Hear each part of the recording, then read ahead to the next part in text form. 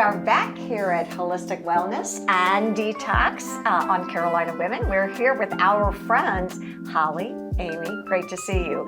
Erin, we were sitting here laughing about so many things to talk about. Today, what are we going to talk about? Today's a tea day. Ooh. I saw you making tea. Do you So we're going to spill some tea. Yeah, we'd like some tea. What's going on? Mm-hmm. Tea is fabulous. Tea opens up the conversation. Yeah, it just did. How did you, it really did, how did you get into really enjoying and making teas? Why tea? Well, tea brings people together. And also, it was one of the first things I learned when I went to natural medicine school in Colorado in 1995. Is that 95? 95. I actually signed up in 94, but moved from Hilton Head to become an apprentice and work at Nature's Apothecary, which is a herbal tincture company, which was right next to Celestial Seasonings. We made herbal tinctures. Oh, interesting. Oh, it was fabulous. I mean, I was the happiest I ever was, making $7.50. Pressing herbs in the back room to Joni Mitchell. You know, it was fabulous. Was it really? Oh, yeah. Why, we talk about herbs, we talk about medicines. I love history and anthropology and talking about herbs and medicine. I mean, we're sort of back to basics. It's the original medicine. I mean, there is no alternative. It just is.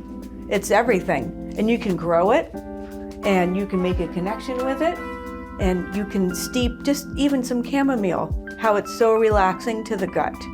A colicky baby. To pick the right one for the right ailment or right effect? Yes. Yeah. And that is where I'm going to be developing hands-on classes so people can actually experience and develop their own home apothecary to have these things on hand. You can grow them, but to have the dried herbs on hand and to learn how to actually make tea and support your family, it's really, really important. Hollie, last time we were together, you did some divining with us, and we talked again about herbs and scents and things like that. How do these all play together? Help me with this. Well, herbs all contain frequency and vibration too. So, and Amy will talk about when you're really getting to learn and understand what herbs do, you watch what they do in nature, how they grow, what they look like, their colors, their shapes. So it really kind of pulls together, again, the whole mind, body, and soul, and coming together with nature and understanding how nature can work with you and how you can work with nature. Do you encourage people to make their own combination of herbs for teas for health? I do, but I encourage also being educated before you do such a thing. Okay. Because what if there's a 2-year-old versus a 52-year-old? The dosage is going to be different. Okay. Right? Maybe they have allergies. So it's important to actually educate yourself. And that's why if you just have 10 herbs on hand, such as peppermint. Yeah, what do you have? Okay, peppermint. Peppermint, rosemary. Okay. Chamomile. Got it.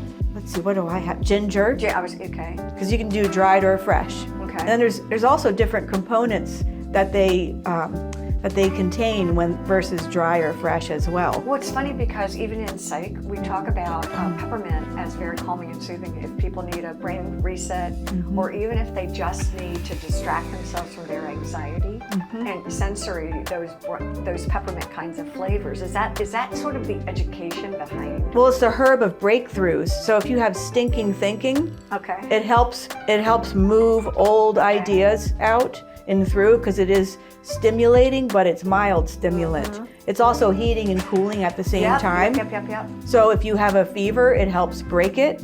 But if you're also cold, it warms you up. And so ginger is known, at least in the boating field or out in marine life. Isn't it good for like inflammation? Well, it's tummy aches too. Oh yeah. That's my medicine. I mean, as a mom, Yeah. I think it's so appealing to know, like, we don't have to rush to pharmaceuticals and, go run to the drugstore and be shooting in the dark. And sometimes that stuff can have really bad side effects. So to use a natural means is really appealing. That should be the first resort. Yeah, it should be the first. Like, we have what we need on the earth. But we get these symptoms because our bodies are telling us, hey, I need some support over here. Right. So I'm going to make a little signal so I alert you and go, I need some support right here, like my gut. Well, what have you been eating? Are you stressed? Have you had a bowel movement? All these are really important questions. You know, are you happy? How's your heart? Instead of like, how are you doing? How about, how's your heart? That's a really important question. And these are things our ancestors Exactly. used So, effectively. have we teased you? Have we excited you? You need to come and visit because it really is fascinating. It's a treat to see you both. Thank you for joining us. Thank you all for joining us here on Carolina Women. Have a safe and wonderful week.